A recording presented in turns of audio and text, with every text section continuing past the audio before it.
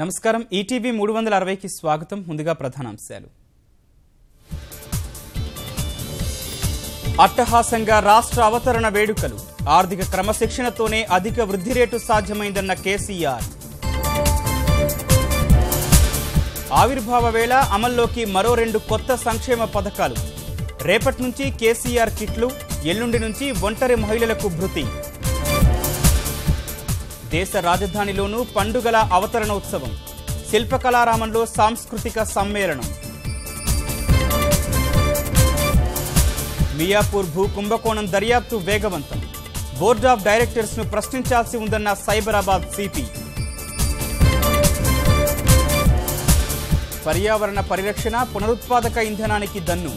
ఆర్థిక సదస్సులో భారత లక్ష్యాలను ఆవిష్కరించిన మోదీ. రేపు ఢిల్లీలో మరోసారి జీఎస్టీ మండలి కీలక భేటీ. మరిన్ని వస్తువులు, సేవలను పన్ను పరిధిలోకి తేవడంపై చర్చ.